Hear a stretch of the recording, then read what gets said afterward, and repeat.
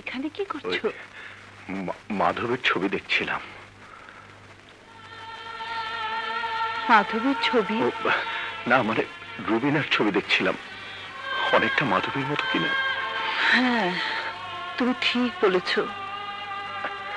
কত মেয়েকে দিয়ে আমি রুবিনার জন্মদিনে কেক কাটিয়েছি, কিন্তু কারো কথা আমার মনে নেই, শুধু মাধবী ছাড়া। ওকে দেখার পর যেন মনে হয়েছিল ওই বুঝি রুবিনা। মাধবী আমাকে মা ডেকেছে, তুমি তাকে মেয়ের মতো মনে করেছ। অথচ কি দুর্ভাগ্য, সেই মাধবী আজ জেলের 4 দেয়ালের মধ্যে বন্দী। হ্যাঁ, সত্যি দুর্ভাগ্য। কিন্তু ভাগ্য ভালো হতে পারে। শুনেছি ওর কেস তোমার আদালতে, বিচার তুমিই করবে। ইচ্ছে করলে তুমি ওকে মুক্তি দিতে পারো। শাহানা, আইনের লোক হয়ে আবেগের কথা বলো না। বিচার হয় সাক্ষী প্রমাণের ভিত্তিতে। যদি অপরাধ প্রমাণিত হয়, আমি ওকে মুক্তি দিতে পারি না। যদি নির্দোষ প্রমাণিত হয় তাহলে? সসম্মানে মুক্তি দিয়ে দেব। আল্লাহ যেন ওকে সসম্মানে মুক্তি দেয়। আমার মন ওর চলে এমন অস্থির হয়ে ওঠে যেন মনে হয় ও মাধবী নয়, আমার রুবিনা।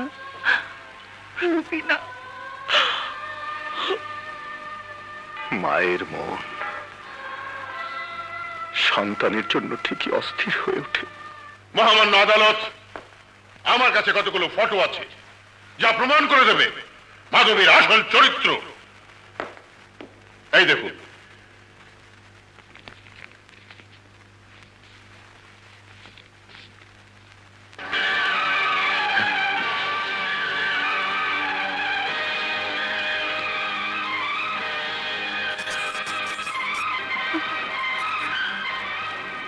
মহামান্য আদালত, এই ঘটনার সঙ্গে জড়িত আরো 2 জন সাক্ষীকে আমি আদালতে হাজির করতে চাই। অনুমতি দেয়া হলো। Thank you, your honour. প্রথম সাক্ষী হাজির। হাজির।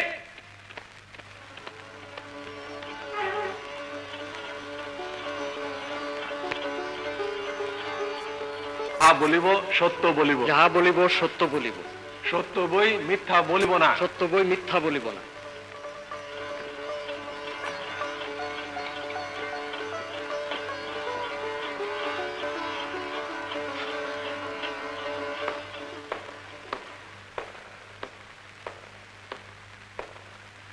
আপনার নাম?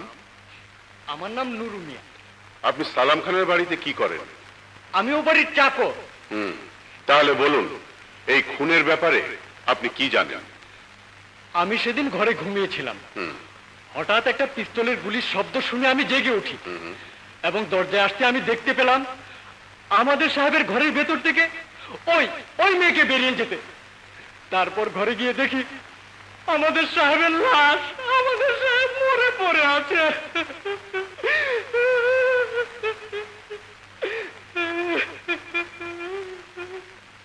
আরেকবার ভালো করে চেয়ে দেখুন তো, এই সেই মেয়ে কিনা? জি হুজুর। হাকিম সাহেব, সালাম খান আপনার কি হয়? আমার মামা। 24শে জানুয়ারি রাতে আপনি কোথায় ছিলেন? আমার মামার বাসায়। ওই রাতের ঘটনা সম্পর্কে কিছু জানেন? জানি। কি জানেন? সেদিন রাতে গেস্ট রুমে আমি শুয়েছিলাম। হঠাৎ শুনি সালাম খানের সাথে একটি মেয়ের কথা কাটাকাটি চলছে। শুনে জানালায় গেলাম, দেখলাম আরেকজন জানালে উঁকি মেরে দেখছে। ভেতরে টাকা পয়সা পাওনা নিয়ে সালাম খানের সাথে ওই মেয়ে ঝগড়া করছে। তারপর সালাম খান পিস্তল বের করতেই ওই মেয়ে পিস্তলটা ছো মেরে নিয়ে গিয়ে সালাম খানকে গুলি করে। আপনি এখন যেতে পারেন। আচ্ছা।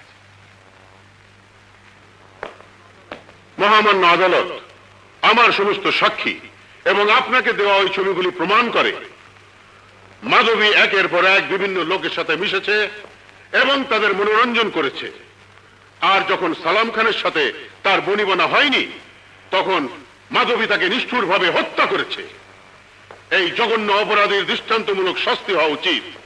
তাই আমি বাংলাদেশ দণ্ডবিধির 302 ধারা মোতাবেক এই অপরাধীর মৃত্যুদণ্ড দাবি করছি। That's all your honour. আসামি পক্ষের উকিলের কিছু বলার আছে?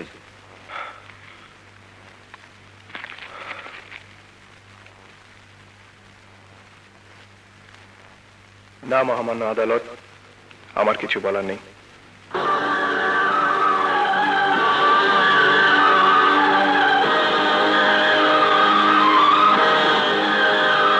আমার কিছু বলার নেই।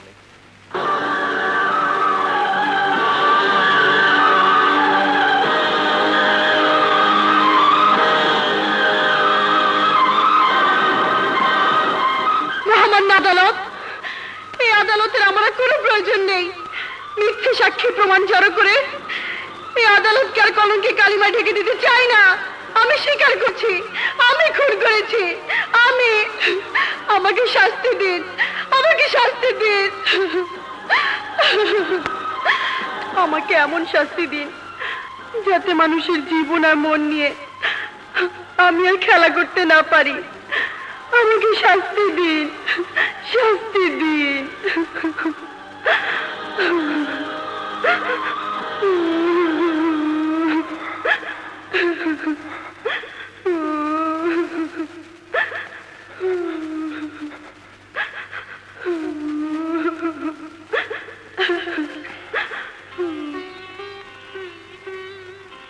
কোর্ট আজকের জন্য মুলতবি ঘোষণা করা হলো।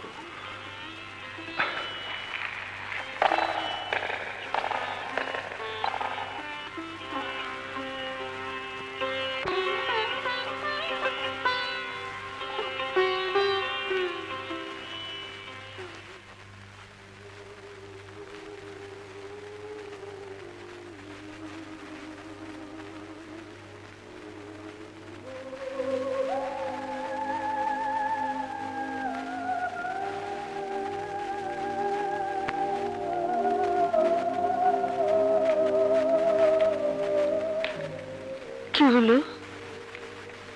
তুমি এভাবে চুপ করে বসে আছো? আজ কোর্টে মাধবী চিৎকার করে ওর দোষ স্বীকার করে আমাকে চুপ করিয়ে দিয়েছে। না, এ হতে পারে না। হোগো, তুমি ওকে মুক্ত করে দিতে পারো না? না, বিচার তার নির্দেশিত পথেই চলবে। এখন কি হবে? আমিও তাই ভাবছি।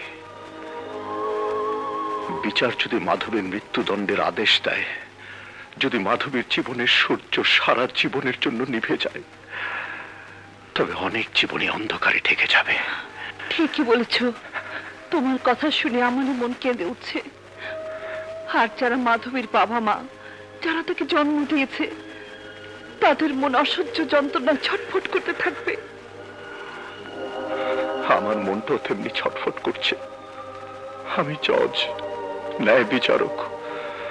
আজ মাধবীর এই দুঃসময়ে তার মাকে পরিচয় দেয় আমার কর্তব্য। আর মাধবীও মৃত্যুর আগে অন্তত জেনে যাক কে তার মা, কে তার বাবা। আর আমি যদি রুবিলার মাকে তার পরিচয় না দেই, তাহলে মানবতার উপর আঘাত আসবে, ন্যায় বিচারের নামে অন্যায় করা হবে। তুমি তুমি কি বলতে চাইছো? আমি বলতে চাচ্ছি, তোমার মাধবী তোমার মেয়ে।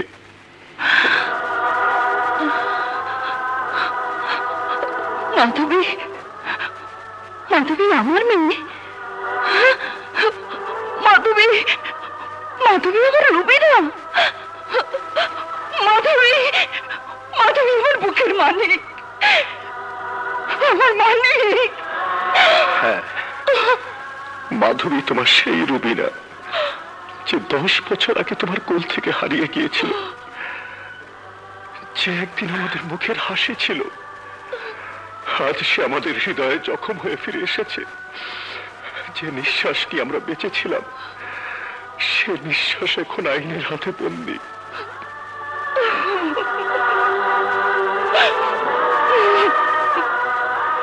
হ্যাঁ, জজের মেয়ে, আসামি হয়ে জজের কাঠগড়ায় দাঁড়িয়ে আছে শাহানা।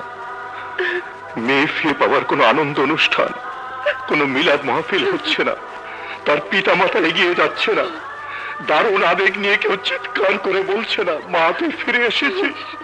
হায় মা, আমার পক্ষে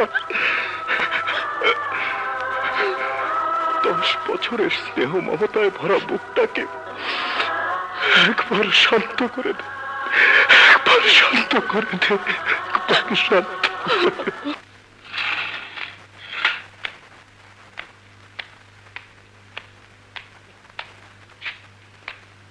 আপনি আপনি এখানে?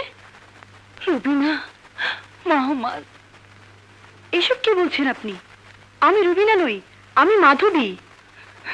না না, ও কথা বলিস না। যেদিন তোকে প্রথম দেখেছিলাম সেদিনই বুঝেছিলাম তোর সাথে আমার নারীর চোখ রয়েছে। আজ আমার মনের কথা সত্যি প্রমাণ হয়েছে। তুই তুই আমার মেয়ে। তুই ছোটবেলায় ট্রেন থেকে হারিয়ে গিয়েছিলি মা, হারিয়ে গিয়েছিলি। হ্যাঁ, তুই আমার বুকের ধর, আমার কলিজার টুকরা।